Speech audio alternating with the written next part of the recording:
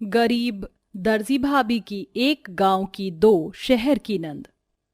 भैया, घर में राशन भी नहीं है, अब हम लोग क्या करें? मेरा काम अभी ठीक ठाक से नहीं चल रहा है। तुम चिंता मत करो, जैसे ही मेरे पास पैसे आएंगे मैं जल्दी से राशन डलवा दूंगा। तभी वहां पर संजना राशन का सारा सामान ले आती है। अरे वाह भाभी, आप इतना सारा राशन कहाँ से लेकर आ गई? आपके पास पैसे कहाँ से आए? अरे और कहाँ से आ सकते हैं, दर्जी हूँ, सिलाई करके पैसे कमाती हूँ। कल ही मैंने गांव की एक लड़की का सूट सिलकर उसे दिया था, बस उसी के पैसे आए थे, तो मैंने सोचा अब राशन डलवा देती हूँ। संजना, भगवान का शुक्र है कि तुम मेरे साथ हो। अगर तुम न होती तो पता नहीं मेरा क्या होता। ओहो, आप भी कैसी बातें कर रहे हो। चलो अब आप थोड़ा हाथ मुंह धो लो, मैं आप सभी के लिए खाना बना देती हूँ। संजना सभी के लिए खाना बनाने लगती है तो वहीं उसकी ननद अंजलि घर के कामकाज करने लगती है। दोनों नंद भाभी मिलकर सारे काम कर लेती हैं और संजना सभी के लिए खाना लगा देती है। तभी संजना को अपनी शहर की नंदों के बारे में याद आ जाता है। अजी, शहर में हमारी दोनों नंद ने खाना खाया होगा या नहीं? आप एक बार कॉल करके पता कीजिए ना। तुम्हें पता तो है वो दोनों कभी भी समय पर फोन नहीं उठाती हैं, इसलिए तुम चुपचाप खाना खा लो। इधर दिन भर की मेहनत के बाद वो एक वक्त का खाना खा रहे होते हैं तो उधर केशव की दोनों शहर की बहनें क्लब के अंदर पार्टी कर रही होती हैं। रात कमाल है, तू मेरे नाल है, लक तेरा हिले जैसे आया भूचाल है, आज फिर जीने की तमन्ना है, आज फिर मरने का इरादा है, आजा कर लूं थोड़ा ज्यादा है। टिप टिप बरसा पानी, पानी में आग लगाई, आग लगी दिल में तो दिल को तेरी याद आई, तेरी याद आई तो जल उठा मेरा भीगा बदन, अब तू ही बताओ सजन मैं क्या करूं। साक्षी और प्रियंका दोनों ही क्लब में बहुत ज्यादा मजे कर रही होती हैं। उन्हें अपने गांव में भैया भाभी की जरा भी परवाह नहीं होती। वहीं हर महीने उनके शौकों में जब उनके पैसे खत्म हो जाते तो वो अपने भैया केशव से अपनी पढ़ाई के पैसे मंगवा लेती। शहर का रंग ढंग उन्हें इस तरह चढ़ गया था कि उन्हें अब उसके आगे कुछ दिखाई ही नहीं देता था।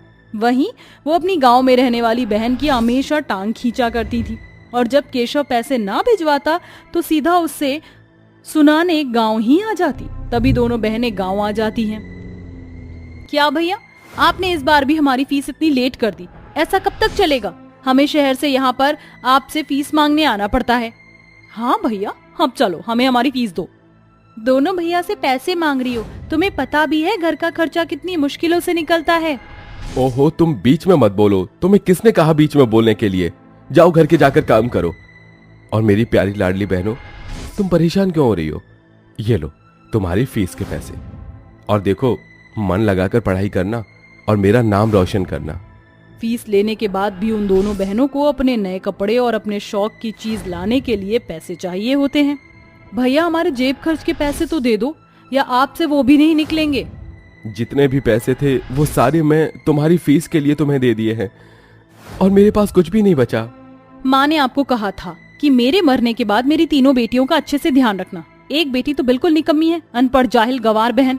गांव में आपके घर के अंदर नौकरानी बनने की हैसियत से ही ठीक है, लेकिन हम दोनों पढ़ाई लिखाई करना चाहते हैं तो आपसे इतना भी नहीं होता कि आप हमारा खर्चा निकाल सको।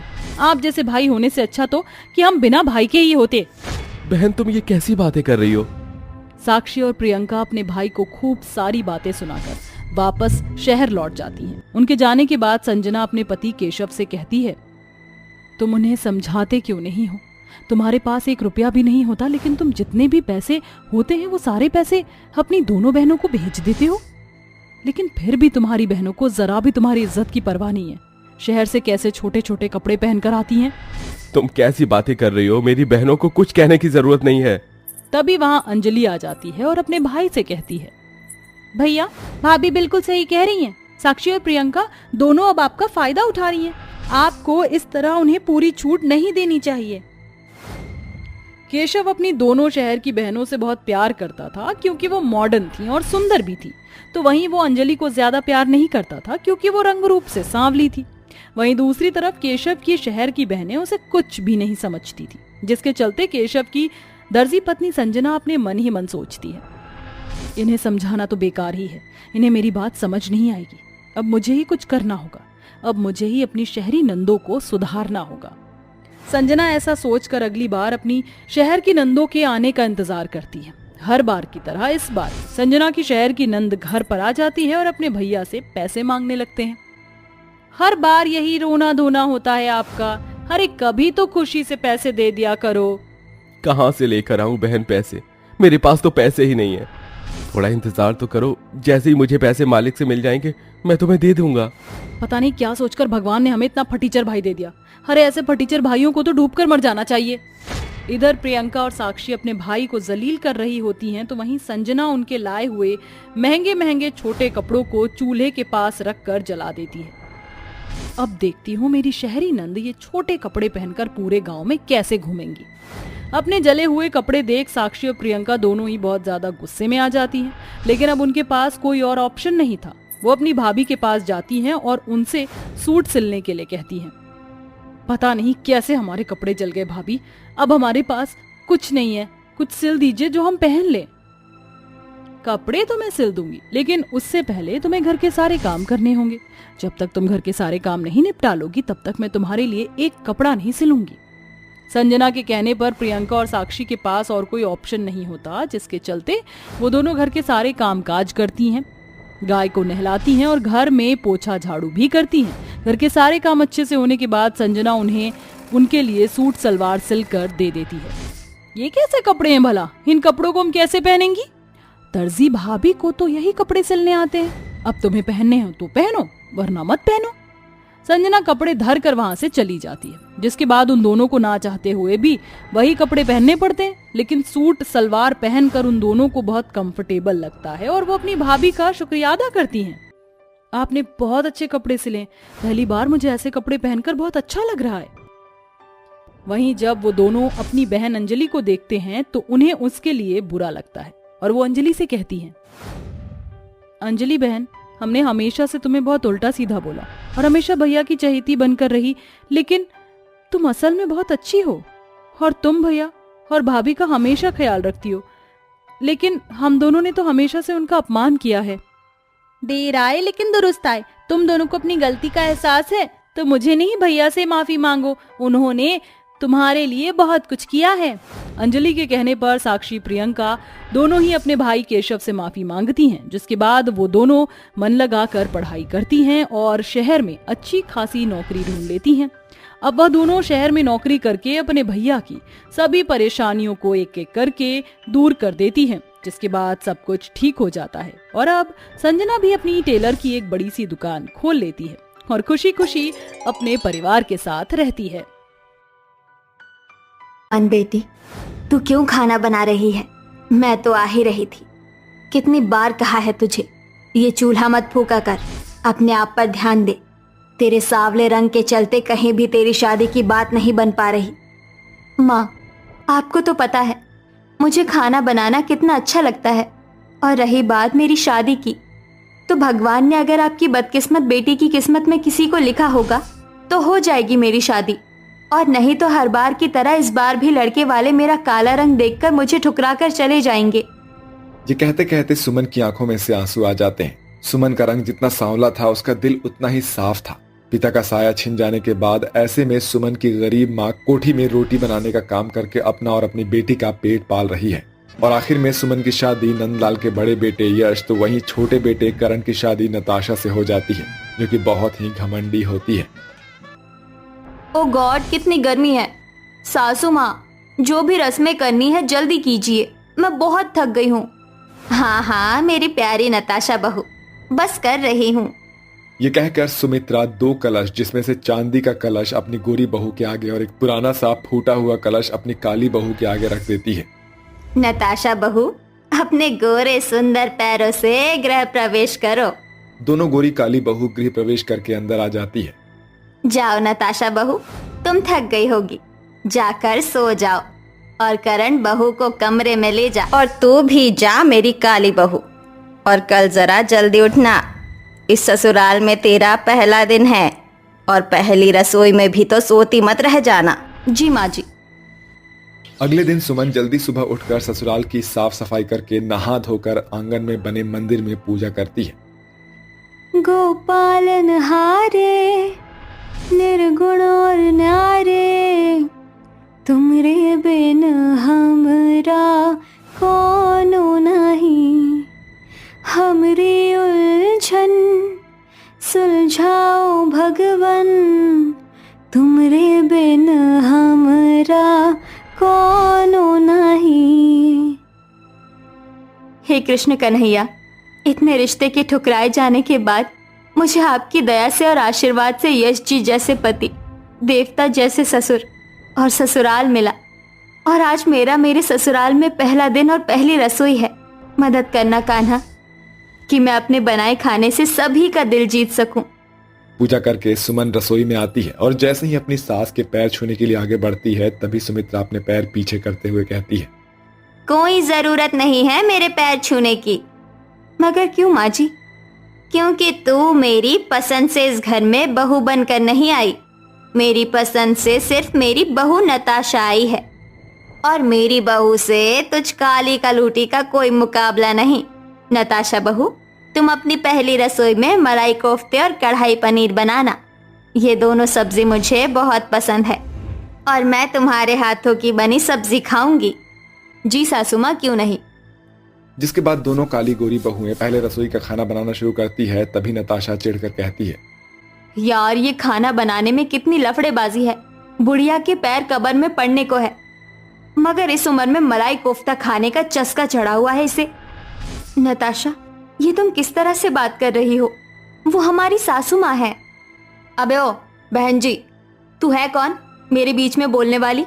भूल मत, मैं सासू माँ की गोरी और सुंदर बहू हूँ, इसलिए मैं उनकी फेवरेट हूँ। एंड यू नो व्हाट, ये किचन में आलू जैसी गर्मी में उबलकर कड़छी चमचा चलाना तो जैसी कोका कोला पर ही सूट कर रहा है। मैं तो मेरी पहली रसोई का खाना ऑनलाइन ऑर्डर करके मंगवाऊंगी। एक तरफ जहां काली बहू भरी गर्मी में खुशी से अपने ससुराल वालों के लिए पहली रसोई में उन सभी का मनपसंद खाना बनाती है, तो वहीं गोरी घमंडी बहू ऑनलाइन खाना ऑर्डर करती है और दोनों अपनी अपनी पहली रसोई का खाना टेबल पर लगाते हैं। सासू माँ, ससुर जी, देवर जी, यश जी, खाना शुरू कीजिए। अरे हटा अपना ये गंदा सा खाना, मैं तो अपनी गोरी बहू का बनाया खाना खाऊंगी। उसने इतने प्यार से मेरे लिए रसोई में पसीना बहाकर मेरे मनपसंद का खाना बनाया है। मगर नताशा को तो खाना बनाना आता ही नहीं है। जैसे ही सुमित्रा अपनी गोरी बहू का पहला रसोई का खाना खाती है तो कहती है, नताशा बहू, इसमें घर जैसा टेस्ट कहाँ है? खाना घर में बना होता तब तो टेस्ट आता सुमित्रा जी, मगर ये खाना ऑर्डर करके आया है। नताशा बहू, तुमने अपनी पहली रसोई का खाना खुद से नहीं बनाया? ओ प्लीज सासू माँ, अब आप मुझ पर इस पहली रसोई की रस्म के लिए राशन पानी लेकर मत चढ़िए। वैसे भी मैं इस घर की बहू हूँ, बाई नहीं। और फिर सासू माँ देखिए ना, अभी तो मेरे हाथों की मेहंदी भी नहीं छूटी है और किचन में काम करके मेरी ब्यूटी बिगड़ जाएगी। बात तो बिल्कुल ठीक है। ये ले बहू, तेरी पहली रसोई का शगुन। आज से हीरे का हार तेरा हुआ। माँ, मैं माफी चाहता हूँ, मगर इस घर की बड़ी बहू सुमन है, इसलिए इस हार पर पहला हक सुमन का है। बात तो आपने ठीक कही है यश भैया, मगर कोयले पर हीरा नहीं जचता ना। करण, तू किस तरह से बात कर रहा है? सुमन तेरी भाभी है। अरे तो नताशा भी घर की बहू है। जाने दीजिए सासू माँ, गलती ससुर जी और जेठ जी की नहीं है। जरूर सुमन भाभी ने इनके कान भरे होंगे। अपनी गोरी बहू के भड़कावे में आकर सुमित्रा अपनी काली बहू की रसोई अलग कर देती है। बस, अब ये काली कलूटी कलेशनी मेरे घर में नहीं रहेगी। मेरे घर में इस डायन के कदम क्या पड़े। इसने एक ही दिन में मुझसे मेरा बेटा और मेरा पति दोनों छीन लिया। माँ जी, आप मुझे गलत समझ रही हैं। मेरा भरोसा कीजिए, मैं तो इस घर की खुशियाँ चाहती हूँ। सुमन अपने कमरे में लगे अपने सास ससुर की तस्वीर लेकर रोते हुए निकल जाती है और मिट्टी के कच्चे आंगन में ही झोपड़ी डालकर रहने लगती है। वहीं नताशा ससुराल के टूट जाने की खुशी मनाती है। क्या बात है नताशा, बहू हो तो तुझ जैसी। माँ जी को जरा सा मक्खन लगाते ही इतना महंगा हार मिला, और वहीं बेचारी मेरी 36 गुणों से भरी हुई जेठानी ने इतनी मेहनत से पसीना बहाकर पहली रसोई का खाना भी बनाया और बेचारी को मेरे चलते पहले ही दिन घर से बेघर होना पड़ा। अब जहां एक तरफ गरीब काली बहू की जिंदगी बड़ी ही गरीबी में बीतने लगी तो वहीं नताशा अपने कमरे में ऐश फरमाती है, मगर अब दोनों सास बहू में तू मैं होने लगती है। नताशा बहू, तुम्हारी शादी को इतने दिन हो गए, आज से रसोई में काम तुम संभालोगी। जी नहीं सासू माँ, इस गलतफहमी में मत रहिए। मैं इस घर में इतना सारा दहेज इसलिए लेकर नहीं आई थी कि बाकी की बहुओं की तरह फ्री फंड में इस घर की नौकरानी बन के रहूं। जाइए, जाकर खाना बनाइए। इस तरह से घर के सारे काम और खाना सुमित्रा ही बनाती है और अपनी गोरी बहू के गंदे कपड़े भी धोती है। वहीं नताशा अपने ससुराल के पैसे बेहिसाब खर्च करती है। वहीं पर अब सुमन गर्भवती हो जाती है।